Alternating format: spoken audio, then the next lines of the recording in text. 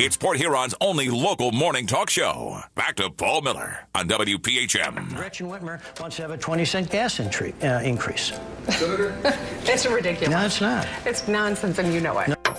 We've all been waiting to hear her plan to fix the roads, and now we have it. Governor Gretchen Whitmer is set to propose raising the state's gasoline tax by 45 cents a gallon. It's ridiculous. No, it's not. It's nonsense, and you know it. Not so much nonsense. I don't think that the ink had dried on the governor's proposed budget yesterday before the Michigan Freedom Fund put out that video clip from her debate last year. Joining us right now, the executive director of the Michigan Freedom Fund, Tony Daunt. Tony, good morning.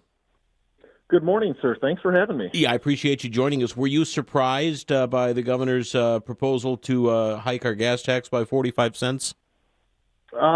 I guess I would say yes and no, and the yes and no would be, we expected her to be, a typical tax and spend liberal who didn't learn any lessons from how things went during the lost decade, and then watching Governor Snyder and the Republicans in the legislature come in and turn things around. So it's not surprising in that regard, but it is surprising in the sense that, she basically promised that she wouldn't be raising taxes to do this. She scoffed at a 20-cent increase, and now she's given us a 45-cent increase. And it's so lazy and uninspired of a plan that's the shocking part. Well, do you think, Tony, that she was asking for the moon knowing that this Republican legislature is not going to give her a 45-cent gas tax increase? So this was a starting point. This is going to get everybody to the table and start talking. Well, to that I would say, if you're just trying to do a moonshot and you're posturing, that's not a sensible way to govern. And it sets everybody off on the wrong foot, and it puts people on defense, and it quite frankly scares Michigan taxpayers and makes them wonder what are they going to have to do to afford gasoline, to get to their jobs, to get to the grocery store? What are they going to have to sacrifice in order to fill up the gas tank and take that trip during spring break? Yeah. It shows contempt for Michigan voters and taxpayers, because if this was something she wanted to do, if this is such a great idea, then she should have campaigned on it. She shouldn't have scoffed at Bill Schuette. She shouldn't have repeatedly said she's not going to raise taxes and it's absurd or ridiculous. She should have said, well, here's my plan and here's why. Yeah. She didn't have the political courage to do that.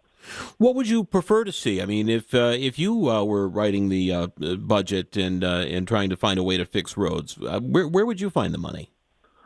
Well, one of the things that we have focused on and have said in the past is, and others as well, when you go to the pump and you pump gas and you pay, there's a significant chunk of that money that you pay at the pump that never goes to the roads. And so before we just drop in a tripling of the gas tax on Michigan residents, why don't we look at changing the formula, changing how that money is spent, and put it towards the road, so that when people go to the pump, the dollars they're spending there, they know with certainty that they're going to the roads, and that they're going to roads. They're not going to bike paths. They're not going to send, pointless trails along the highway that for bikes that nobody's ever on. They're not going to mass transit. It's going to the roads. It's going to fix the gigantic craters in our roads. And I think as a conservative group and the people we work with in the grassroots, that's a big concern. It's one thing that really upsets them is, well, what am I paying at the pump? Where is it going? Why are our roads so crappy now? No, that's everybody's question. Everybody wants to know why have they gotten this bad, and why don't they get better? I know it's been suggested maybe a different funding formula, that perhaps the metropolitan areas that have more lanes of road to maintain, maybe they get more money than some of the more rural counties. There are any number of ideas that somebody that is sincere about governing, that somebody who is sincere about fixing the problem could lay out and could put forward. And somebody who is not sincere, who's just looking to posture, who's looking to put something out that can be used as a political weapon down the road, like a 45-cent gas tax increase, that's what you're seeing from Gretchen Whitmer and her administration. And thankfully, the legislature, the leadership in both the Senate and the House have indicated some, I guess a mild way to put it would say, reticence towards this plan, and we'll continue working with them. We'll educate their members and the public on why this is such a bad idea and the other alternatives that are out there. Yeah. Where do you expect to see this argument go next? I mean, obviously, the governor's made a pretty bold proposal, one that is likely to be shot down by the legislature. But the bottom line is something's got to be done about the roads. What do you expect to see the House and the Senate do?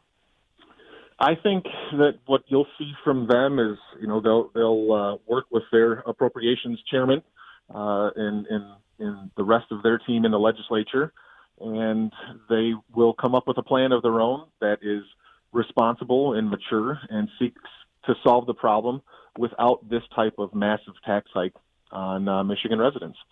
All right. We'll see where it goes from here. Tony, we appreciate your time this morning. Thanks so much for joining the conversation. You bet. Thanks, Paul. Take care. Bye now. Bye-bye.